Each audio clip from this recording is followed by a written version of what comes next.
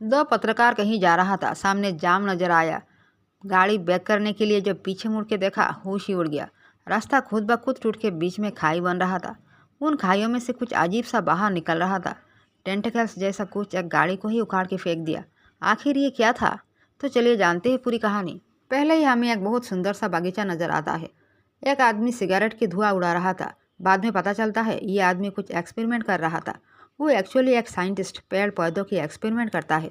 Scientist अपने साथी को बता रहा था सिगरेट की धुआं में जितना CO2 और जहरीला गैस इस पत्तों ने सब ऑक्सीजन में कन्वर्ट कर दिया।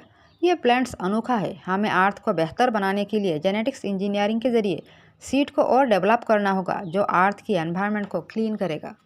अब हम देखते हैं उस पत्रकार केटी और जय को। वो एक खदान के पास जासूसी कर रहा था। उनका काम था गैरकानूनी बिजनेस और एक्टिविटी को जनता के सामने लाना, इसलिए कैमरा लेके भटकते रहते हैं। थोड़ी देर बाद उस सुनसान खादान में एक गाड़ी आता है और कहीं कुछ नहीं था, पूरा इलाका खाली। उन्हें शक होता है, इसलिए रिकॉर्डिंग शुरू करते हैं। एक दूसरे को कहता है, मुझे तो कुछ गड़बड़ लग रहा है, शायद ये कोई स्मगलर हो सकता है। गाड़ी धीरे धीरे रुकती है। एक आदमी उतरता है और घबराहट के साथ इधर उधर देखकर आगे चलने लगता है। जे और केटी अपनी पोजीशन चेंज कर लेते हैं। उस आदमी के चेहरे पर डर साफ दिख रहा था। वो इधर उधर देखने लगा जैसे किसी को ढूंढ रहा है। दोनों पत्रकार का शक यकीन में बदल जाता है जब एक दूसरी आदमी अपोजिट साइड से खादान में घुसता है। उसका हाथ में एक ब्रीफकेस था। केटी बोलने लगी, शायद ड्रग्स की बिजनेस होगा, हमें इसका पर्दाफाश करना पड़ेगा। ब्लैक कोट वाला आदमी ऐसे बिहेव कर रहा था कि वो बहुत खुश है। व्हाइट शर्ट आदमी ब्रीफकेस खोलने को कहता है। वो ब्रीफकेस खोल के दिखाता है, पूरा नोट से भरा ब्रीफकेस। अब ब्लैक कोट कहता है, तुम माल दिखाओ। इसके बदले में व्हाइट शर्ट चाकू निकाल लेता है। ब्लैक कोट डर जाता है। तो व्हाइट शर्ट कहता है, अरे डरो मत, मैं तुम्हें कुछ दिखाना चाहता हूँ। ये बताकर उसने चाकू से अपने हाथ ही काट डाला। अब ब्लैक कोट और भी स्ट्रेंज हो गया। सोच रहा था, यह आदमी पागल है क्या, हाथ क्यों काट लिया। व्हाइट शर्ट कहता है, मैं तुम्हें एक डेमो दिखा रहा हूँ। ये बताकर उसने पॉकेट से एक लीफ निकाला और हाथ की काट में लगा दिया। ब्लैक कोट कुछ बताए बिना चुपचाप देख रहा था। कुछ देर बाद व्हाइट शर्ट उस लीफ को काट से उठा लेता है और हाथ दिखाता है। हाथ पहले जैसे हो गया। ब्लैक कोट को विश्वास नहीं हो रहा था। उसने हाथ पकड़कर देखा और पूरा बेवकूफ़ बन गया। फिर कहा, मेरे माल कहाँ है। व्हाइट शर्ट कहता है, रुको मैं लेके आता हूँ। ये बताकर वो अपने गाड़ी की तरफ दौड़ा।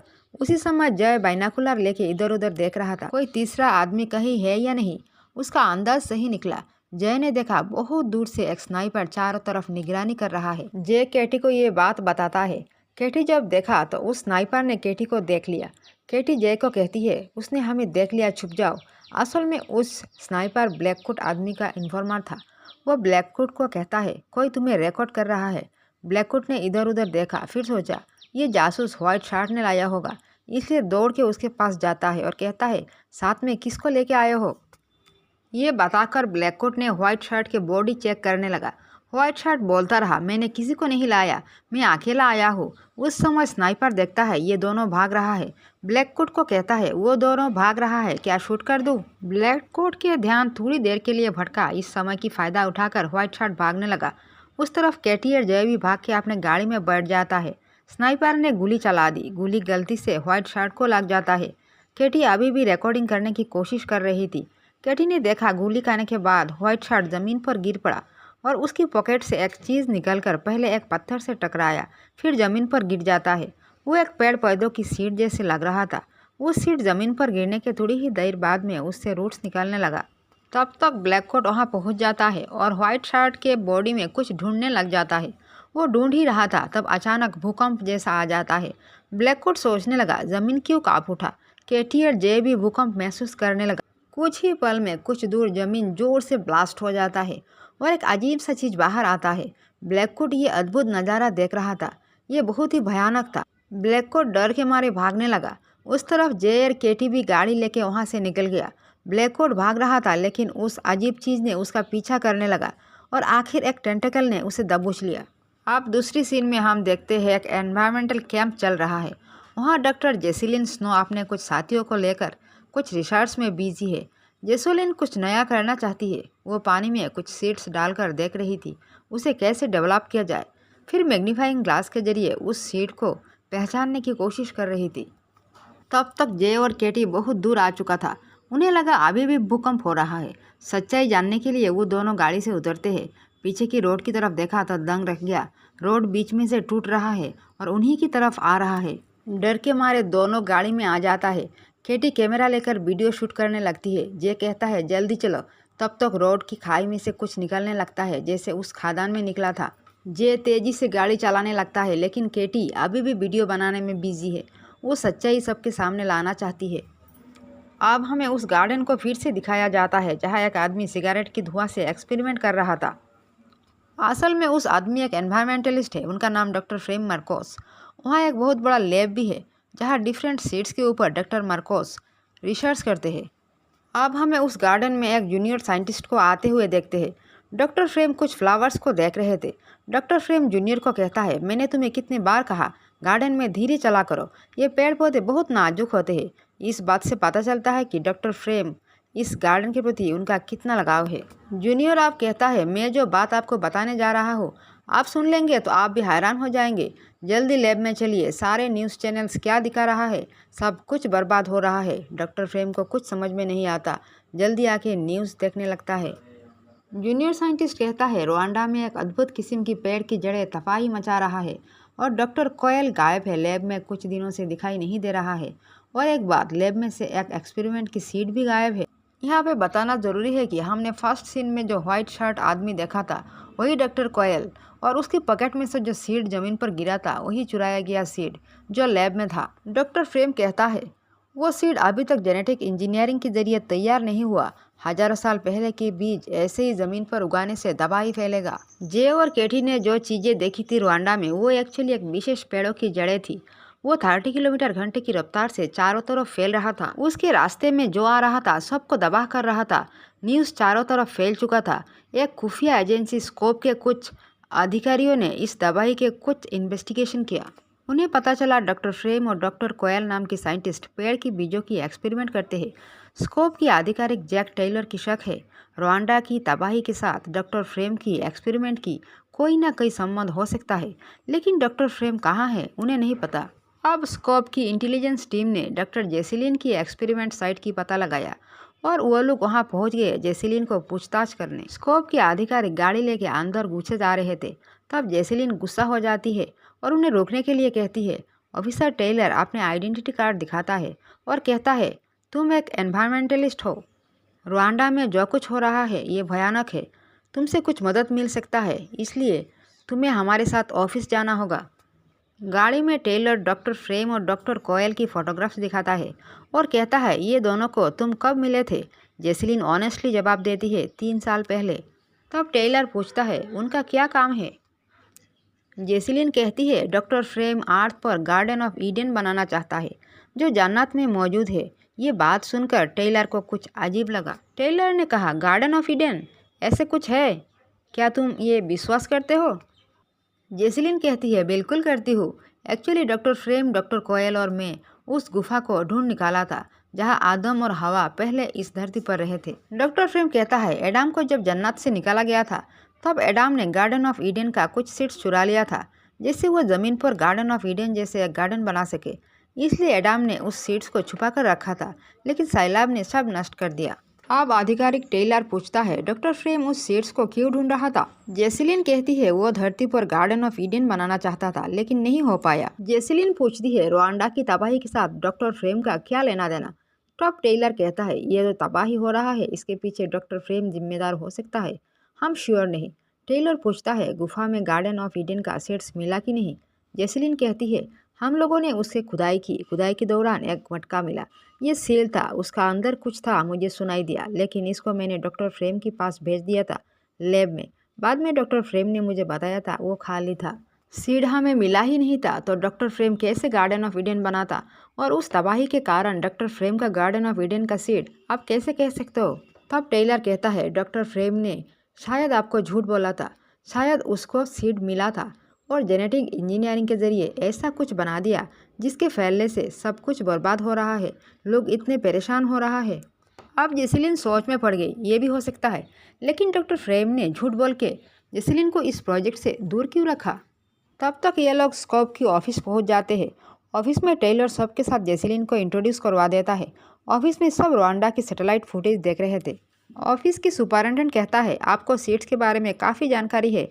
इस तबाही को रोकने के लिए आप हमारी मदद कीजिए। अगर इसे जल्द ही रोका नहीं गया तो भारी मुश्किल उठाना पड़ेगा। उस तरफ जे और केटी ने सोचा, जो कुछ हो रहा है उसका पीछे शायद उस आदमी का हाथ था जो खदान में गया था। पहले उस आदमी का पता लगाना होगा। केटी वीडियो क्लिप निकालती है और उससे गाड़ी का लाइसेंस प्लेट की नंबर निकालती है। फिर दोनों एक हैकर के घर पहुंच जाते हैं, वो जानने के लिए इस गाड़ी का मालिक और एड्रेस। सब मिल जाता है। तब वहाँ भी भूकंप आ जाता है। सब भागने लगता है गाड़ी की तरफ, लेकिन उस हैकर अपने बिल्ली को लाने के लिए जब वापस घर की तरफ दौड़ा, खाई में गिर जाता है। केटी और जे हैकर की बताए हुए एड्रेस के लिए निकल पड़ता है। अब स्कोप की ऑफिस फिर से दिखाया जाता है। सारे ऑफिसर्स और जेसिलीन इस प्रॉब्लम का सलूशन ढूंढ रहे थे। ये डिसाइड किया जाता है कि बढ़ती हुई रूट्स पर यार्ड स्ट्राइक करके सबको जला दिया जाएगा। इस मिशन को अंजाम देने के लिए 3 फाइटर जेट को भेजा जाता है। पायलट्स टारगेट ढूंढने लगा, फिर बम गिराने लगा। उसी इलाका से जे और केटी गुजर रहे थे। किस्मत अच्छी थी, बच गया। ब्लास्ट की वजह से सब धुआं धुआं हो जाता है। पायलट बताता है मिशन कामयाब हो गया। स्कोप की सारे ऑफिसर्स खुशी से झूम उठा। लेकिन थोड़ी देर बाद पायलट मैसेज भेजता है, ब्लास्ट के बाद ये रूट्स और भी खतरनाक हो चुका है। धुआं की वजह से पहले दिखाई नहीं दिया। सारे ऑफिसर्स टेंशन में पड़ गए। अब क्या किया जाए? अब ये रूट्स इतना ऊंचाई पर पहुंच गया कि एक फाइटर जेट को क्रैश कर दिया। दूसरा पायलट कोशिश कर रहा था, ब्लास्ट भी जारी रखा था, लेकिन दूसरा फ्लाइट भी क्रैश हो जाता है। फिर तीसरा भी। अभी वहाँ भी भूकंप महसूस होने लगा। सारे ऑफिस के लोग जान बचाने के लिए भागने लगा। उस तरफ जे और केटी एड्रेस ढूंढते ढूंढते एक सुनसान इलाके में आ जाता है। वहाँ एक बहुत बड़ा गार्डन जैसा एरिया नज़र आता है। गेट बंद था, अंदर जाना मना है, लेकिन दोनों ने सोचा गेट के ऊपर से चले जाएंगे। वहाँ एक सीसी कैमरा स्नैपर लगा हुआ था। उस समय डॉक्टर फ्रेम को दिखता है कोई गेट पार करने का कोशिश में है। जूनियर साइंटिस्ट को फ़ोन लगाता है। उस समय वहाँ भी भूकंप होने लगता है। केटी पहले ही गेट पार कर चुका था, लेकिन जे को परेशानी हो रहा था। वो बहुत कोशिश कर रहा था पार करने को, लेकिन नहीं हो पा रहा था। वो देखता है ज़मीन टूट के वहाँ भी रूट्स निकलने लगा। डर के मारे बार बार ज़मीन की तरफ देख रहा था। सरप्राइज्ड तब हुआ जब देखा गेट के पास आते ही ये रूट्स वापस जाने लगा। केटी और जे ने सोचा इस गार्डन के एरिया के अंदर कुछ तो खास है जिसने तबाही से गार्डन को बचा लिया। फिर अंदर की तरफ जाने लगा। डॉक्टर फ्रेम ने सारे गार्ड्स को इन्फॉर्म कर देता है उन दोनों को अरेस्ट करने के लिए। दूसरी तरफ हमें देखने को मिलता है स्कोप की ऑफिस भी तबाही के लपेट में आ गया। सब अपने अपने बचाव करने लगा। जेसिलीन, टेलर और सुपरिटेंडेंट गाड़ी लेके सेफ प्लेस जाने को निकला। रास्ते में वो डिस्कस कर रहे थे रवांडा की लगभग सारे जगह बर्बाद हो चुका है, लेकिन सैटेलाइट फुटेज ये दिखा रहा है कि एक प्लेस जो अभी भी हरा भरा है।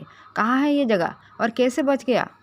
तब तक सब एक सेफ प्लेस पहुँच जाता है जहाँ पहले से रेस्क्यू टीम खड़ा था। सुपरिटेंडेंट कहने लगा जल्द से जल्द हमें यहाँ से निकल जाना चाहिए, लेकिन टेलर और जेसिलीन उस प्लेस जाना चाहता है जो हरा भरा दिख रहा था सैटेलाइट फुटेज में।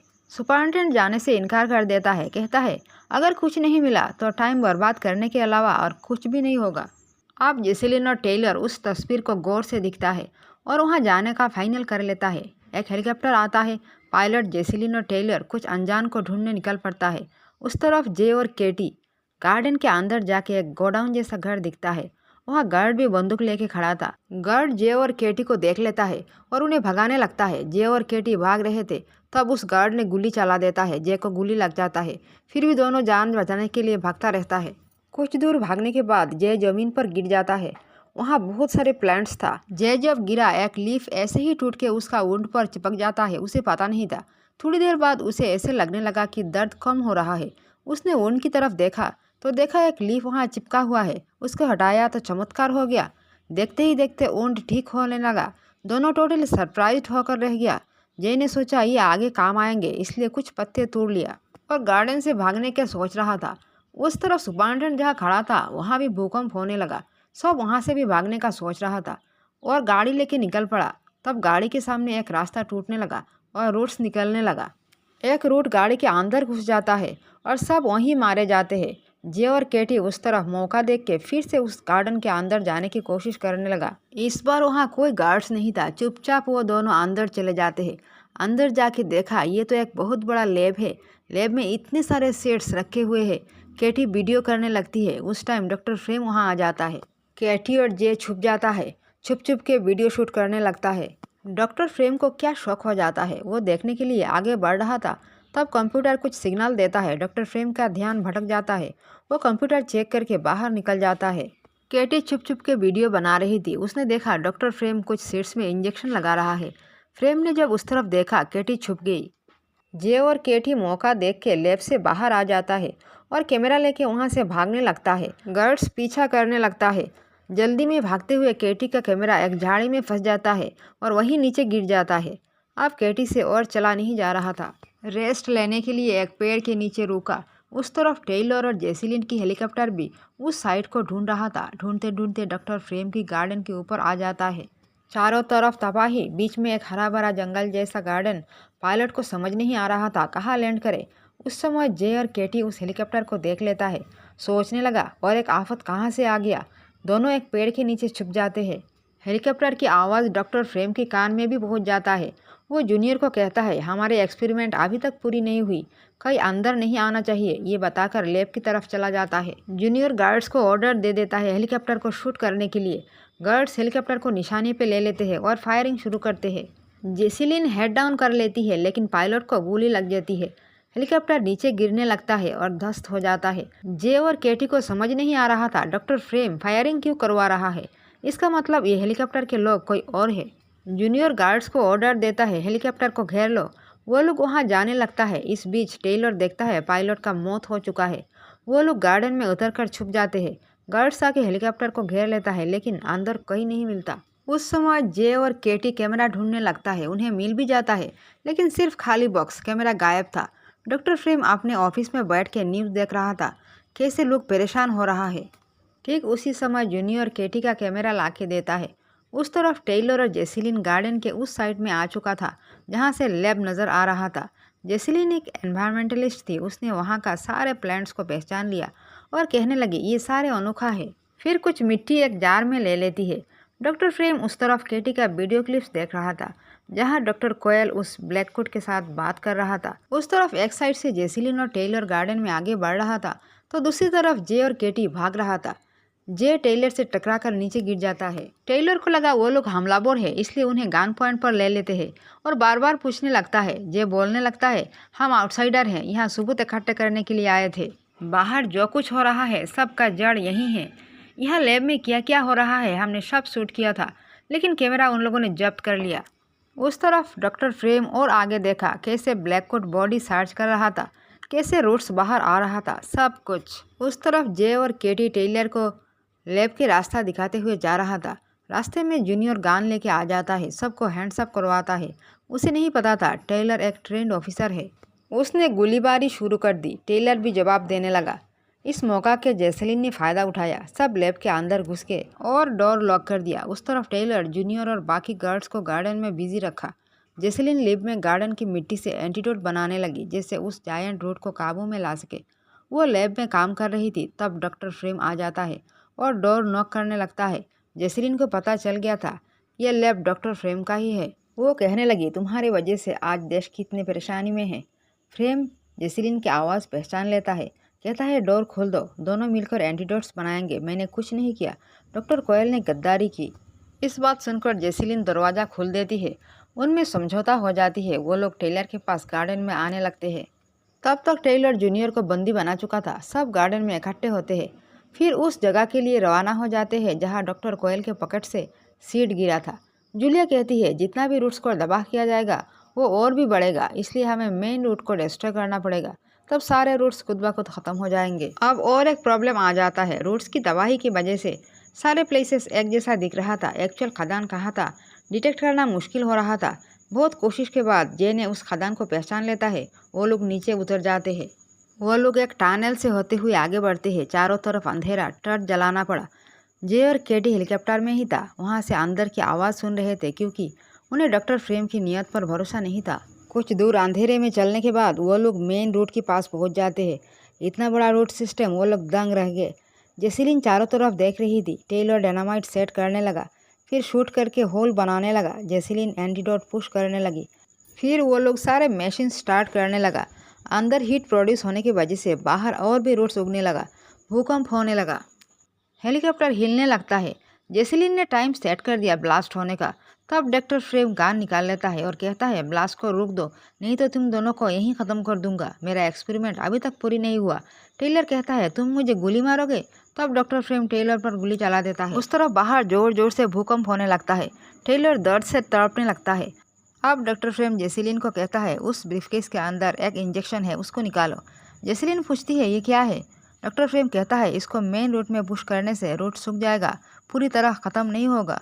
बाद में मैं इसका ऊपर एक्सपेरिमेंट करूँगा। जेसिलीन कहती है तुम पागल हो, हज़ारों साल पुराना सीड उगाने से इतना मुश्किल हो गया, तुम अभी भी उसे ज़िंदा रखना चाहते हो। उस तरफ टेलर बॉम्ब की टाइमर ऑन कर देता है। डॉक्टर फ्रेम देख लेता है, वो टाइमर को ऑफ करना चाहा तो अब जेसिलीन उस इंजेक्शन डॉक्टर फ्रेम को पुश कर देती है। डॉक्टर फ्रेम का हालत ख़राब होने लगता है। जेसिलीन को पता था वहाँ से जल्द निकालना होगा, इसलिए टेलर को मदद करती है और निकलने लगती है। बाहर रोड्स बहुत तेजी से बढ़ने लगता है। खून से लटपट टेलर को लेकर थोड़ी ही देर आगे जाती है तो ब्लास्ट हो जाता है। थोड़ी देर के लिए इन दोनों का जान बच जाता है। बाहर भी ब्लास्ट की तबाही आ जाता है। अब सारे रोड्स वापस जमीन के अंदर जाने लगता है। जेसिलीन टेलर को जमीन पर लेटा देती है। तब तक जे और केटी वहां पहुंच जाता है। जे उस लीफ टेलर की ऊन पर लगा देता है। टेलर को दर्द कम होने लगता है। वो लीफ हटा के देखता है, सरप्राइज्ड हो जाता है। घाव कहाँ गया। अब हमें एक लैब दिखाई देता है जहाँ जेसिलीन एक सीट को प्रिपेयर कर रही थी। टेलर चुपचाप देख रहा था। थोड़ी ही देर बाद जेसिलीन की एक्सपेरिमेंट खत्म होती है।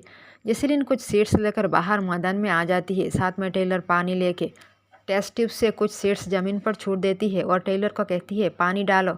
टेलर पानी डालता है। थोड़ी ही देर में हरियाली फैलने लगता है चारों ओर। टेलर बहुत खुश होता है और जेसिलीन भी।